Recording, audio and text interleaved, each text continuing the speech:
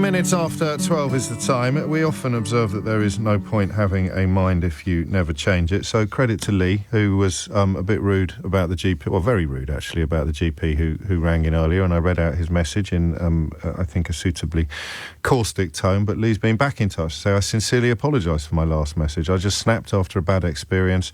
I'm buying Dom's book as a small token, mate. Fair play to you, and thanks for letting me know. I'm glad I saw that, because my inbox moved so quickly. I could have missed it, and so I then also withdraw my criticism of you.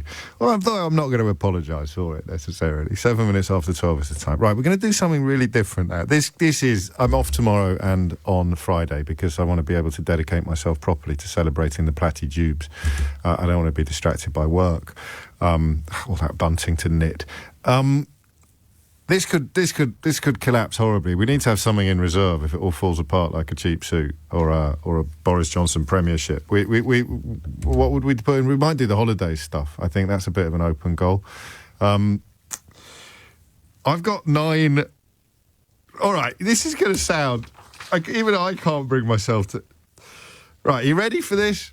If you work in any of these fields or you know anything about any of these issues, I'm going to need to talk to you in the course of the next hour. I'm doing 9 separate topics this hour, potentially, possibly even more, I'm not sure. So if you know anything about fracking, right, topic number 1. If you know anything about vacuum cleaners, that's topic number 2. If you know anything about the precautionary principle restrictions on experimental treatments for seriously ill patients or GM crops or anything like that, right? Yeah, that's number 3. If you know anything about the rules around the size of vans that need an operator's licence, you do not readjust your sets, all right? Then I'm going to need to talk to you today. So if you have an operator's licence for your van and you know what the rules are regarding size of them, you're going to be one of my experts this hour.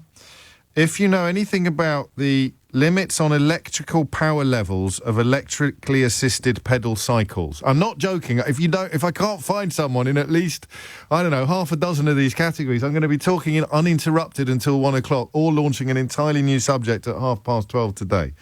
So that is the electrical power levels on electrically assisted pedal cycles. Don't ring me yet, you fools. I've got to tell you what it's about first. Training of pharmacists and paramedics and other medical professionals. So medical training for non-doctors, most chiefly perhaps pharmacists and paramedics. If you know a lot about agency workers, okay, so you might be a recruitment consultant, or you might be an agency worker, or you might employ agency workers. Payroll, if you work in payroll and you deal with holiday pay, okay. And finally, if you know a bit about fixed wire testing and portable application testing. Fixed wire testing and portable application testing. I think this is all going to go horribly wrong, isn't it?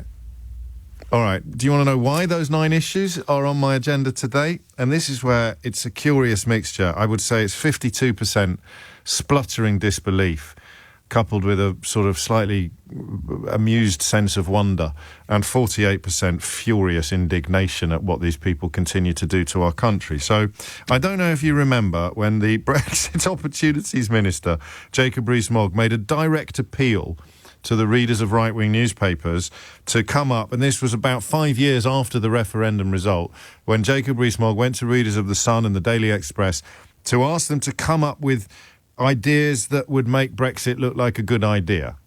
I'm afraid that's not an opinion, that's just counting. About 5 years after the referendum, Jacob Rees-Mogg asked readers of the Daily Express to come up with ideas that might make Brexit look like a good idea. So things that we can do as a consequence of Brexit. Ideas about how the UK can benefit from Brexit, all right?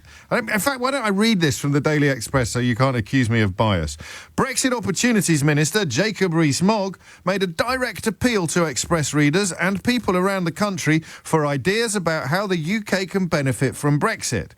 Since his appointment in February, so it's 6 years, isn't it, since 5.5 years. Since his appointment in February, the British public has responded with enthusiasm, that's in quotes, with enthusiasm, and hundreds of ideas have poured into Mr. Rees-Mogg's office.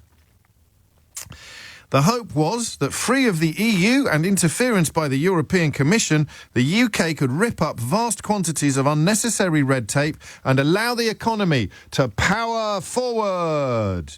And this, of course, was all part of that 2019 election pledge of getting Brexit done. But Mr. Rees-Mogg has always insisted that this included making Britain better as a result of Brexit and ensuring that the government gets out of the way of ordinary people's lives. So he asked Daily Express readers to help the government get out of the way of ordinary people's lives by asking Daily Express readers what the government could do that would involve getting into ordinary people's lives. He's not the sharpest pencil in the pencil case, is he?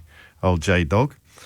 So it is hope, yada, yada, yada. So they've now confirmed that more than 2,000 ideas were received. Can you see where this is going now?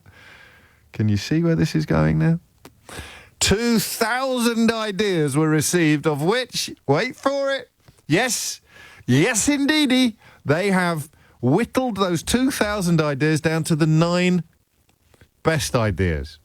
The 9 best ideas that readers of the Daily Express and the general public in general came up with in response to Jacob Rees-Mogg's not remotely desperate plea for things that would make Brexit look like a good idea, or things that they could do as a consequence of Brexit that Brexit Opportunities Minister Jacob Rees-Mogg hadn't actually thought of or been aware of himself. So we now have 9 suggestions, 9 examples of things, the best 9 ideas that the Brexit Opportunities Minister's whole department has managed to cobble together in response to this nationwide invitation to come up with things that they can do as a consequence of leaving the European Union. I mean, one of the questions I'm going to ask you, actually, is whether or not you need to leave the European Union to do any of these 9 things. So we now have the 9 things. You can now start ringing me, because the question is going to be, does this sound to you, as someone who actually understands what's going on in this sector, does this sound to you like a good idea? And question number 2 is going to be, did we have to leave the European Union to do this? I might have to do a little bit of Googling on that one, because you might not know that off the top of your head, but I'm going to have great faith in you and presume that you actually can. I'm already told that the last one should be, did I not say portable appliance testing? Apparently the Express have got it wrong. It should be portable appliance testing. It's the safety testing that's done on electrical equipment like PCs, monitors, lamps, etc. in the workplace to make sure they're safe every couple of years. So I'm changing that to appliance. We'll just put it down as maybe it's predictive test at the Super Soaraway Express. Reduce requirements for business to conduct fixed wire testing and portable appliance testing. So less testing on electrical goods in the workplace. That might be quite an easy one to address. So I'll run you through the 9 runners and riders again in a moment. The question is this: you work in this sector, or you know about this stuff, and I'll run you through it in a moment. If you can already remember what they are. Actually, shall I run it through you very quickly now? Why don't I run it through you very quickly now? You ring me and tell me, as someone associated with this sector, whether or not it is a good idea and whether or not we had to leave the European Union to do it. So number 1, encourage fracking and shortcut rules on planning consultation via an emergency act. I would have thought if you're in an area that's going to be fracked, that's not good news. But someone who knows a little bit more about the whole field of fracking, give me a call, talk me through the ups and downs, the pros and cons of this. Number 2, abolish the EU regulations that restrict vacuum cleaner power to 1,400 watts. I'd remind you, these are the 9 best ideas that Jacob has managed to find from 2,000 submitted by Daily Express readers. Number 3, remove precautionary principle restrictions, for instance, on early use of experimental treatments for seriously ill patients and GM crops. So that sounds like less checks and balances on treatments for seriously ill patients and GM crops. Again, your world, not mine, you tell me.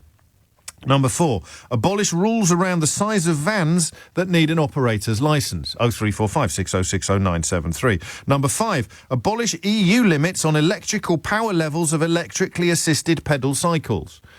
0345 6060 973. Don't hang me out to dry on this one, guys, all right, please. Number 6, allow certain medical professionals, such as pharmacists and paramedics, to qualify in 3 years. This is your world, not mine. What do you think of that idea? Did we need to leave the EU to do it? Remove requirements for agency workers to have all the attributes of a permanent employee. Who's that good for?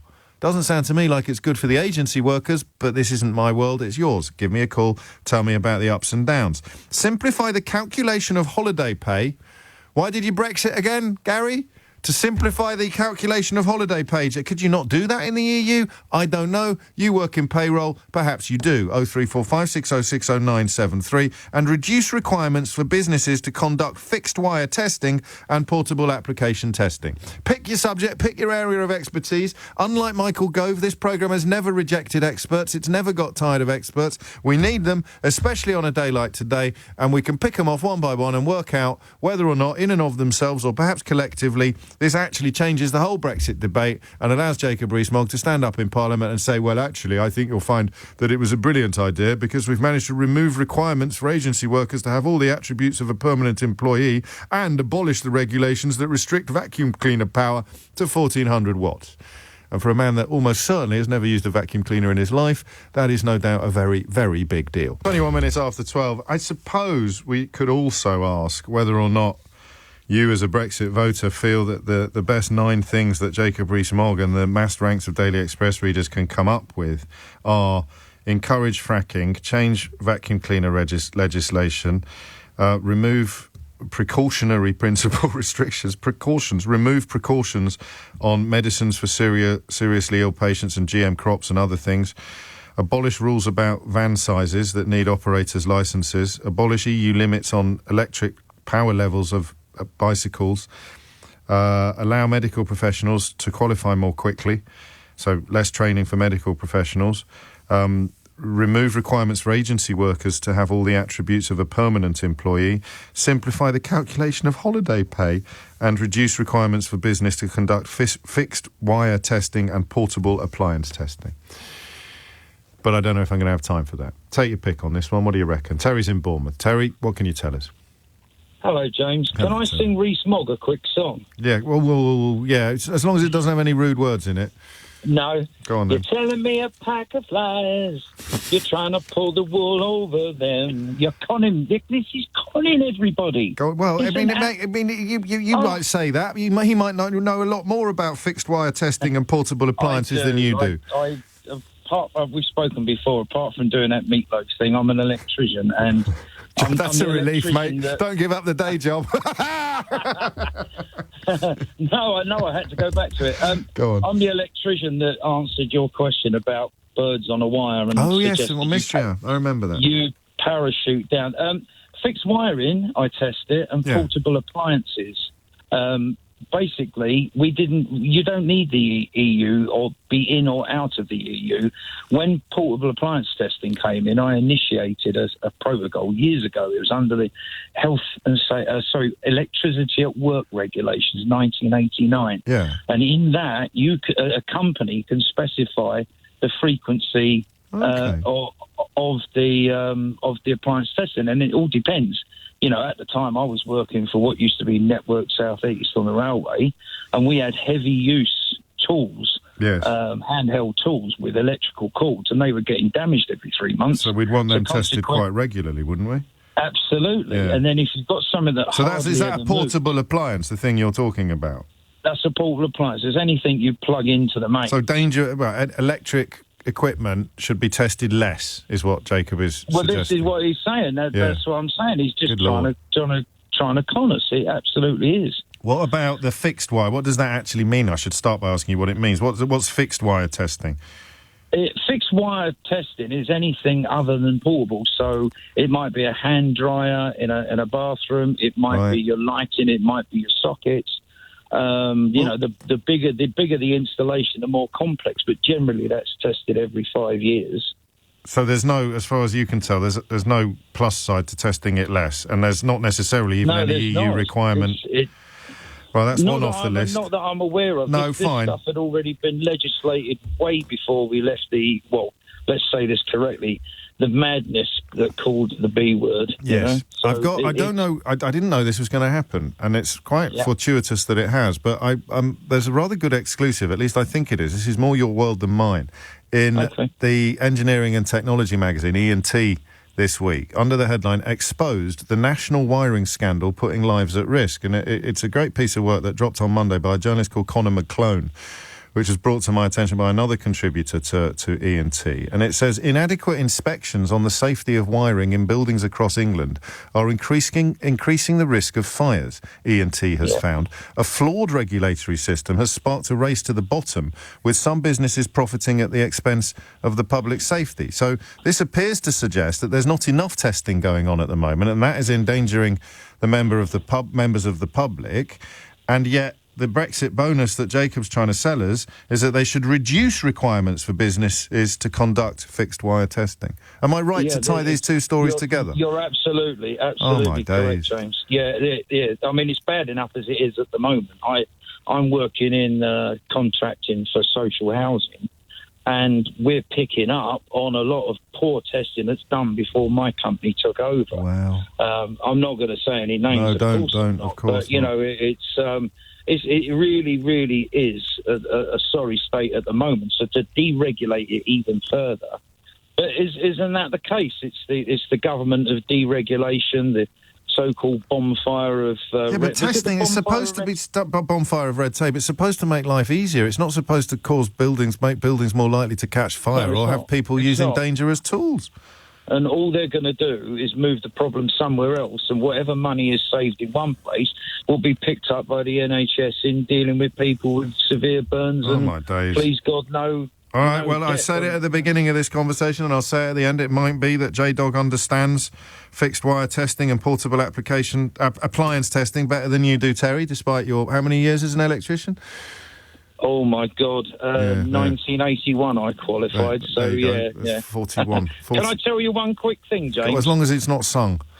I always thought Kidderminster Harriers didn't exist. I thought it was a figment of your fun. My fevered imagination, no. Yeah, I'm actually doing a gig there on the 25th of June. At the club or just in town? At the Kidderminster Harriers Club. At Agborough? What, as Meatloaf?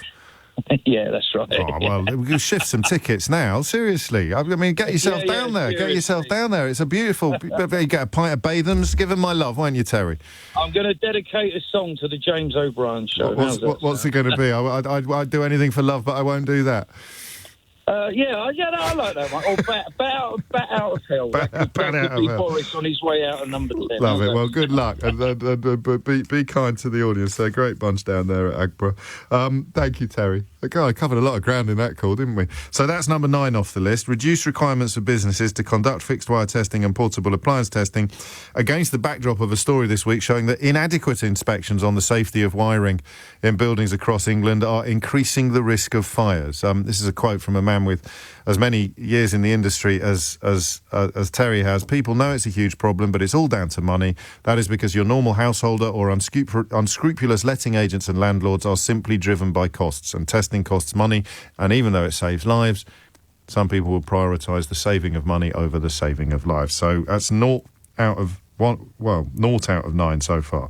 Or 1 out of 9 is a wah for Jacob's brilliant Brexit wheezes. It's coming up to 12. Can I squeeze in, Sam? I don't think I want to squeeze stuff in. I want to give people enough time to breathe on these stories. So there's 8 left now. We've got fracking, we've got vacuum cleaners, we've got precautionary principles on things like medicines and on science. So not letting stuff that hasn't been tested, or having less rigorous testing of stuff like medicine and GM crops, vans and operators' licences, electric bicycles, medical training. What are they genuinely, what are they thinking of? Remove requirements for agency workers to have all the attributes of a permanent employee. That one might work. I don't know. And simplify the calculation of holiday pay. I could be wrong. I don't know that the European Union lays down the law on what you can and can't do with regard to holiday pay, because so many companies have such different approaches to it anyway. But we are going to live and learn. There are 2 phone lines free now. 0345 6060 973 is the number that you need. And remember, these are the best 9 ideas that the Minister of Brexit Opportunities could find in a postbag full of suggestions from Daily Express readers. Every single one of whom, it's very important that you remember this, every single one of whom knew exactly what they were voting for. It's 12:30. 12:33 is the time, and on we go, because someone has to. Sam's in York. Sam, what do you want? What have you got? So the vans, the operator licence for vans. Yes. So, in short, yes, we would have had to leave. Right. So it is EU legislation then? Well, operator licensing is sort of country-specific, so there's different things in different countries, but broadly, yes. Broadly, yes. But added to that, on the 21st of May, the EU brought in legislation to lower the limit. So it used to be 3.5 tonne, it moves to 2.5 tonne in the EU from the 21st of May. Now, anything that crosses the border in Northern Ireland is still subject to this. So it's not that much of a win if you move goods to the island of Ireland, the Republic.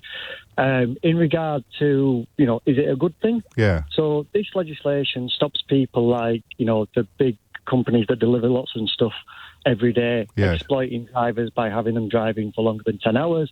It makes sure that they're doing things like wearing the seatbelt and getting the van serviced regularly and making sure that they're road legal, so tyre tread depth and all that boarding stuff of making sure that van is safe to be on the road. Right. That's what that operator licence does for us. It keeps us safe. It makes sure that, the guys aren't driving for longer than, 2.5 hours at a time, or, they have a break every 6 hours like employment law. So all that good stuff is what they want to take there. So at the moment, only vehicles above the threshold need an operator's licence, and if they have an operator's licence, then all of these protections apply. Is that right? That's exactly right. Yeah, and there is because obviously electric vans are becoming more prevalent. There is a upper limit on that, but yeah, that's what they're doing. And the suggestion here is that it would abolish all rules around the size of vans that need an operator's licence. So that would mean that no vehicles would be required to have the protections and the checks that you've described. Exactly that. And if you think about who benefits from that, Sam? And that's not a facetious or a rhetorical question. Who's because the drivers going to? I mean, some drivers might want to be able to work less safely for longer hours because they get paid more at the end of it. I don't know. Yeah, that might be a benefit if you're paid by the hour like that, if you're not salaried. But if you think about what some of these vans will do, so if you see the vans with like the cherry pickers attached to them, and they're fixing telephone wires, these are the sort of vans. This will be specialist equipment, jobs doing, engineering jobs with specialised people that are arguably salaried, so not hourly paid, where the safety of that van and that equipment on there, so things like loader inspections or whatever it may be, that they're going to abolish that keeps the driver safe and the general public safe. It's just not a thing. The companies may benefit because it costs money to register on the operator licence and then to keep these checks going through. So they might be stipulated, depends on the mileage, they might be stipulated to getting a service done every 6 weeks or every 12 weeks. Okay. So they'll save money like that. But in terms of safety, and let's remember, health and safety, everything's done reactively. Yes. Nothing's done proactively. If you've got to wear safety goggles on a factory floor, that's done because somebody's lost an eye, not because they just think it's a good idea. That's all retrospective. Yes, it's a great nothing's point. Done proactive like that. So by removing stuff that has been put in place in response to problems and accidents, they are obviously increasing the likelihood of problems and accidents. Exactly that. What do you do, Sam? What's your qualifications? So CPC Transport Manager. I've also got a Master's in Logistics and Supply Chain. I look after the fleet for a big multinational company for Europe, Africa and the Middle East. Blimey. I mean, I don't... So possibly a Ray Liotta there, James. What do you reckon? Do you know what? The only reason I'm not going to give you one is because it would be the first since he passed away, and so I'm going to save it for an absolute. Is that all right? Do you think? Yeah. Just for a humdinger, because you're not going to be the only person in the country with the qualifications that you've just listed, are you? So probably not. That's the only reason. But you got a round of applause. You were too busy asking for a Ray Liotta that you didn't notice the round of applause. And I have to stress again, it's possible that Sam, with all of those qualifications and decades of experience, understands less about the relationship between vans and operators' licences than Jacob Rees-Mogg does. Possible, but I think we can all agree unlikely. So we can perhaps cross number 4 off the list, although it is something you'd need to leave the EU to do. And that's what I suspect it's going to look like. We would have to leave the EU to do it, but the reasons why these rules were in place, or these protections and regulations were in place, was actually to protect people, in this case from exploitative employers. Terry however, wasn't clear whether we'd need to. I think he thought we wouldn't have to leave the EU, but John's been in touch to say, well done, Terry, on electrical testing. It's covered by BS 7671. That's BS as in British Standard 7671, in accordance with CEN ELEC, Senelec, which has zero to do with the EU. But why let the facts get in the way? Appliance testing is required by the EAW Act, which again is not the EU. So even though it's not a very good idea in the first place, we wouldn't have had to leave the European Union to implement it. And these, remember, are the 9 best ideas they could come up with. 12:39 is the time. Dom's in Malvern. Dom, what would you like to say? Hi. I've got to know about the vacuum stuff. Fantastic. Take your time, Dom. So the 14100 watts limit, from what I understand, we would have to leave the EU to change it, yes. Which we have done. Does it affect most people's vacuums? Probably not really. Qualifications, if I may? I used to design the electric motors in Dyson vacuums. Oh, that'll do. Yeah. All right. Well, your boss, then, he was in favour of Brexit. Everyone always presumed it had something to do with this bit of potential legislation. Yeah.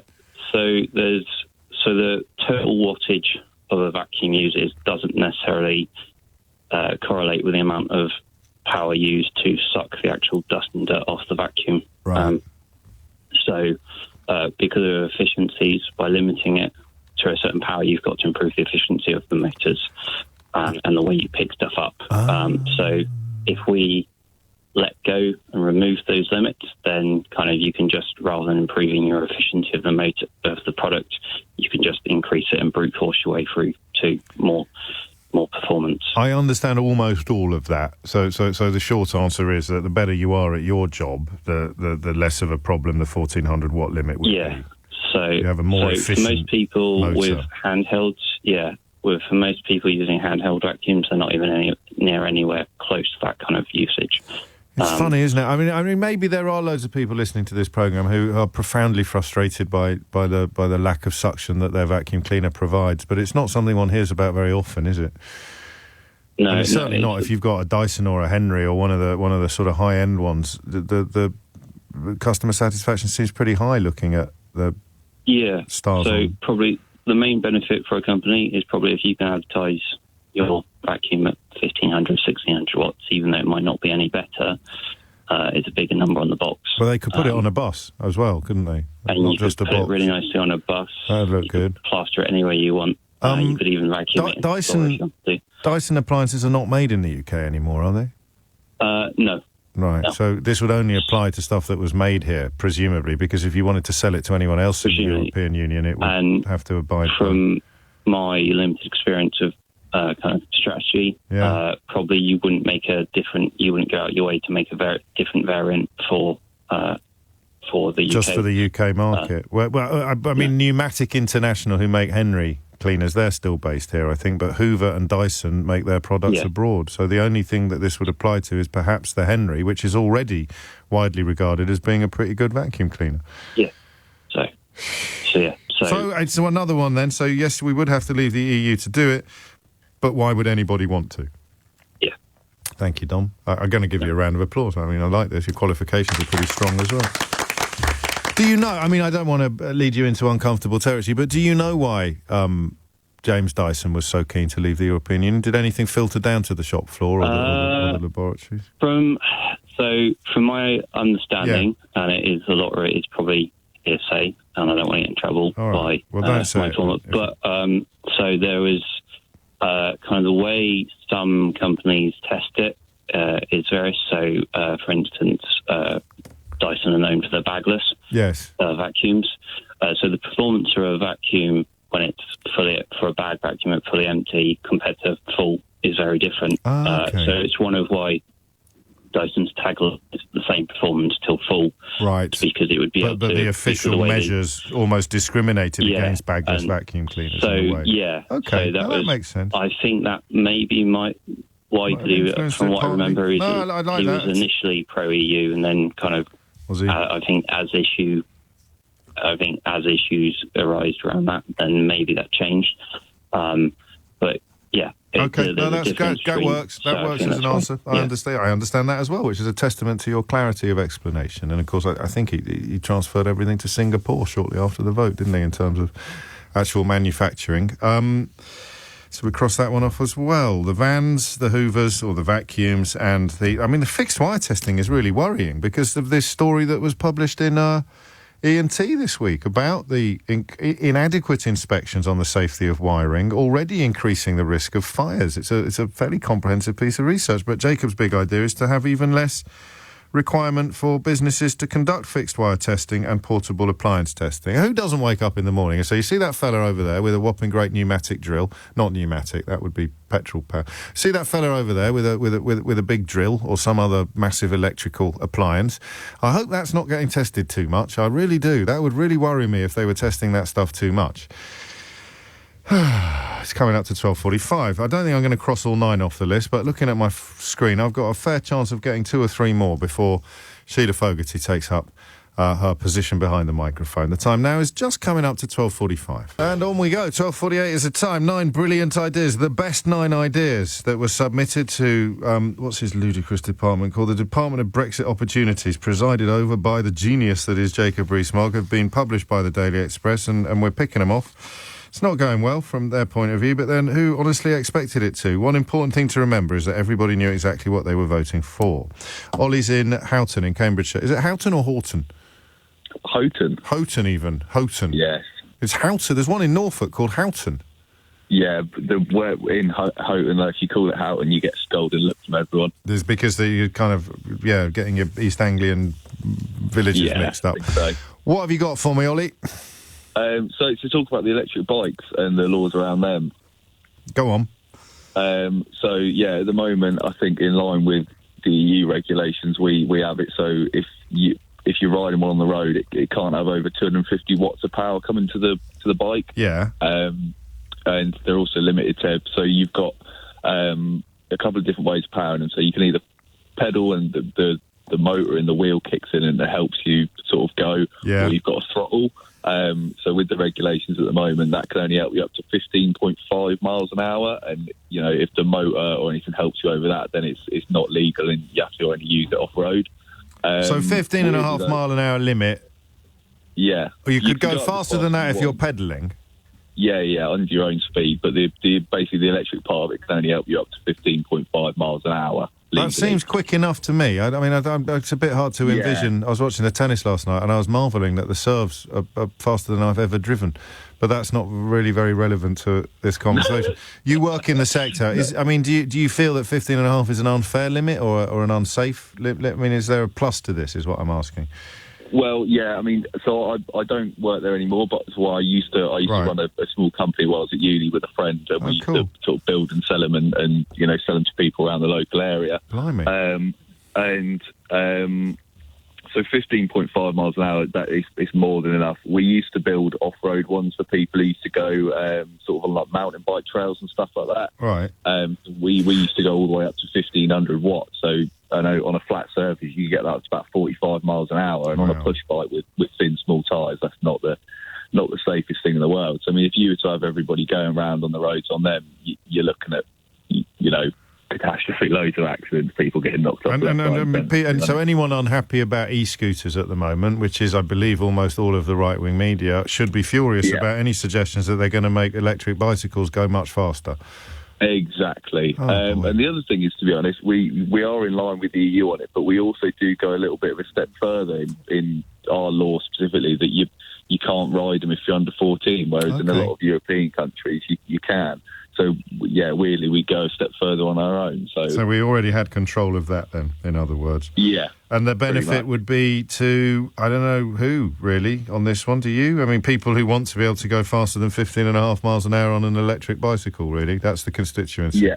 And sod the safety issues that would affect everybody else. Exactly. Thank you, Ollie. I think you get qualifications. You build electric bikes. That's pretty good, and it earns you a round of applause. Yeah. Thank you very much. Thank you very much. So, again, it's one that you would have to leave the EU to do, but no one sensible would want to do it at all. No. So we can cross off number 5. Thank you, mate. Have a great weekend. Miles is in Felixstowe, appropriately enough, because you want to talk about holidays. Miles, what's it going to be? Hello, James. Hello. Yeah, well, the European directive on overtime payments holiday with regard to holiday payments. So this will affect workers who work overtime, which is a pretty substantial part of the population. Right. So the principle is, and to answer your question, yes, this comes from Europe. Yes. The European Holiday Pay Directive. So the principle is that if you work overtime and you take a holiday, you shouldn't lose out as a result of taking the holiday. So you make a calculation based on an average over a given period. Seems fair. To come up with your payment for your holiday. Now, this is the use of the term simplify in the sense of taking loads of money out of people's pockets and getting it back to their bosses. So this is really disingenuous. When it says simplify the calculation of holiday pay, e.g. 12.0% of pay, close brackets, they're not saying make it simpler. They're saying make it easier for bosses not to pay you as much. Well, they simply will not pay. We've taken many cases against employers who've argued to the nth that they shouldn't have to pay this money. But eventually it was established in a case called Flowers versus East of England Ambulance Service that average voluntary overtime counted in this calculation. And that's, it's not complicated. Anyone can work it out, but it's... Well, they've got... Do you know what? Given that we're talking about Jacob Rees-Mogg, I was about to say it's as if they've never heard of calculators. But in his case, I mean, you never know, do you? Probably not, no. He boasted about... the Daily Telegraph ran a picture of his desk the other day and boasted about the fact it didn't have a computer on it. Like, that is something to be proud of in 2022 when you're running a government department. Yeah, well, what can I say? Not a lot. But, the upshot of this is that millions of workers will lose a lot of money, which their bosses will be able to keep it. Will be able to trouser it, because I'm guessing you're on a salary, right? Like I am, so I am now. You don't lose out when you go out of when you go on holiday. Well, I do actually, but there's a slightly complicated background. Okay, fine. Anyway, no matter. But if you're a worker who, like millions of people, rely on overtime for a big component of your pay, right, you'll simply go back to how it used to be before, which is you'll be paid your minimum rate and no more, which is pretty bad. Because large sums of overtime are worked by people. Qualifications, Miles? I'm a trade union official, in case you hadn't guessed. For there United we go. No, I hadn't guessed. I mean, you clearly know your stuff, and that's why you get a round of applause. It's nice doing this on a Wednesday because, of course, there'll be no mystery hour tomorrow because it's platty-jubes. Nice one, Miles. So we can cross that one off as well, unless, of course, you're in favour of having less holiday pay. And who wouldn't be? Who here hasn't woken up every morning on holiday and thought, I wish I wasn't getting holiday. I wish I wasn't getting as much holiday pay as I actually am. Lewis is in Putney, so I'm going to guess Lewis. Lewis is one of my most esteemed contributors. Drawing upon my knowledge of your capacious curriculum vitae, you're probably going in on the pharmacy stuff. You are correct, James. Carry on. So, yes, going into that. So basically, he's talking about what the EMA sets down. These are the precautionary principle restrictions. Now, you're focusing on medicines and pharmaceuticals. It might also apply to GM crops and any other area that involves science, one might say. Well, I'm not qualified to answer on GM crops. I can only do pharmaceuticals. But basically, as a result, it's basically... the long story short of it is that all the regulatory authorities audit each other across Europe, or used to. And that way we all make sure we're working to the same standards, as do companies within Europe. We all audit each other and do inspections and make sure, and I do some of those. Now, when it comes to setting down the regulations, the MHRA account for about 40% of all the audits that take place in Europe. Right. Oh. So we basically are the driving force behind these regulations. We're world leaders. Makers. Yes, the MHRA are considered the best in many respects. So what would happen if we got rid of these precautionary principle restrictions? So one of the most major changes that happened most recently was in 2006 when there was a clinical trial in Norfolk Park Hospital where there were serious adverse events. Right. And from that, we added in what's called phase 0, because it used to be phase 1 to 4 for drugs testing. Phase 0 is microdosing to make sure, it's extra safe, extra precautions. And basically, that's the reason those rules are there, is to keep people safe. And so they are EU regulations, but we largely made them and lead the world in imposing them, and removing them will just make everything less safe. Yes, it would. Potentially. I mean, that's the point. They're there to protect us, and you're removing protections. Yes. Round of applause for Lewis, who works in the sector, unlike Jacob Rees-Mogg. Can I add one thing? Yeah, of course you can, mate. Because I was actually working at the site in 2006 where the drug trial happened. Wow. And that must have been horrible for you. It was very interesting. I'm sure very interesting time. All my colleagues at the time, I know they got a bit of bad press and things, but they all worked exceptionally hard. It was all hands on deck sort of thing. Yeah, and that is, the world that apparently people who think this is a good idea would want to return to or indeed see more of. Only got a minute left. Peter in Oxford can have it. Peter, what's it going to be? We could frack any time you like, irrespective of the EU. France, Germany have banned fracking. Scotland's banned fracking. We did frack in Quadrilla. We have a stupidly low fracking rate in the UK, 0.5 on the Richter scale. If we brought that up to around 3 or 4, we could produce cheap gas that could make the steel industry more economic and the UK much more profitable. I'm not having the fracking debate now because there's a lot of people who disagree with you. I mean, just as a statement of fact. But to be clear, there's nothing in the current rule book that would prevent us from doing the things you've just described that comes from EU legislation. The government are stopping us fracking. Yeah. Third Energy want to frack. I just said stop doing a flipping job on fracking, all right? I just need to know about the relationship between EU membership and what you describe, not whether or not you think fracking is a good idea. Okay. Is that fair? You understand why? Because, it's Sheila time now, and we're going to get stuck in... Sheila's going to get 30 texts in the first 5 minutes of her show saying, I don't like fracking. So, qualifications. I held the world record for drilling in deep water. Shut up. Seriously? Yeah. That's incredible. I don't know what it's got to do with this. That is obviously part of... Nothing to do with it. Have a round of applause. Thank you. I've got a cycling proficiency from Stourport Police Station in 1986. There you go. Stick that in your pipe and smoke it.